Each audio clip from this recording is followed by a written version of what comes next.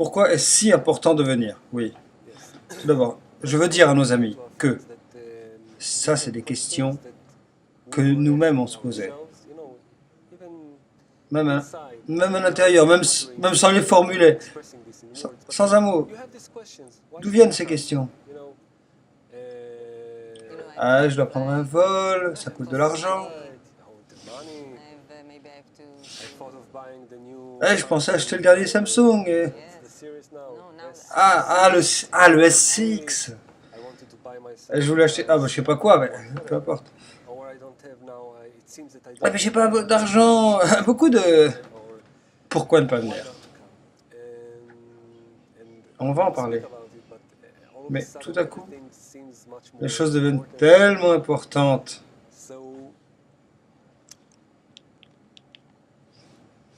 Donc on a besoin de comprendre. Avant, les kabbalistes, ils n'avaient pas les décibels, ils n'avaient pas les bus, même pas un âne.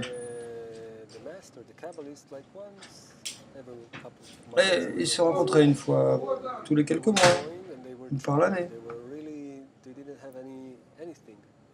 Ils n'avaient rien, mais ils donnaient tout ce qu'ils avaient parce qu'ils sentaient que cette rencontre, ils commençaient à étudier ensemble, était si précieuse. C'était ce qu'ils avaient de plus important dans la vie. Et maintenant, c'est facile. T'as pas le dernier Samsung Galaxy ou cette TV incurvée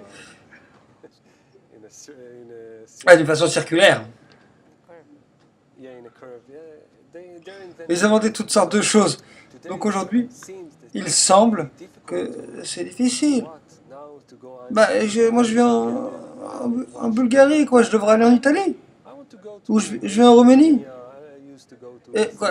Ou à Saint-Pétersbourg. Pourquoi je devrais aller en Italie ou de la France? Oh, on déteste les Italiens, ou peu importe.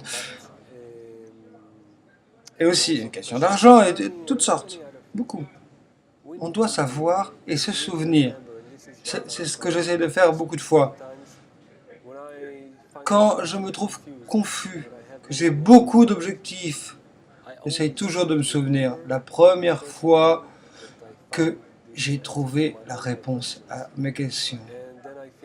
Et je me souviens de la première fois que je suis venu dans ce bâtiment. Et la première fois que j'étais à la leçon du matin. Et la première fois que j'étais à un congrès.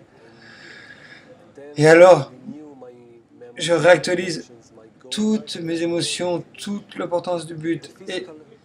Et ces rencontres physiques, ces congrès, et sans elles, je peux vous assurer.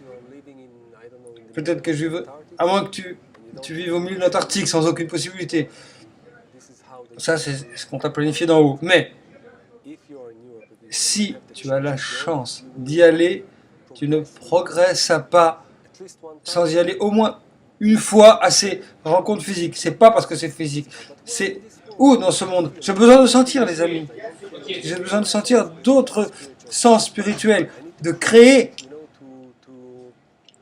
d'allumer cette étincelle. Et à partir de là, tu as une flamme.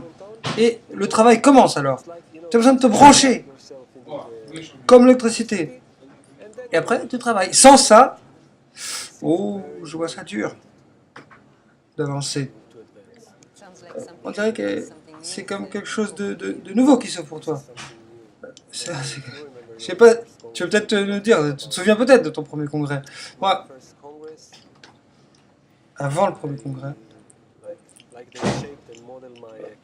tu connais mon caractère physique. Tu vas pas croire, je suis timide.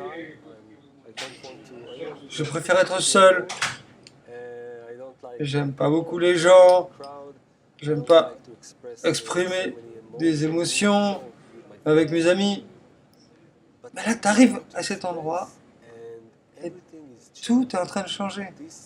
Ça te permet, cet endroit, de sentir et de désirer tout ce que tu as toujours voulu désirer. Ce fait d'être ensemble, tout ce qui est au-dessus, tu ne crois pas que cette réalité, elle est comme ça. Et ça te permet d'avancer, de découvrir, mais par les sentiments, pas par la connaissance, dans les émotions des amis. Je sais pas combien de dimensions. Tu n'aurais jamais cru que ça existait. Tu entres dans une nouvelle réalité. Bah, sur le côté, qu'est-ce que tu vois? Des gens qui mangent, qui parlent, bah, les visages. Bon, moi, je ne vais pas me connecter avec ces visages-là. Mais quand tu entres dans cette vision intérieure, tu te rends compte que la spiritualité est entre les amis. Et avec les leçons, avec Rav Lightman,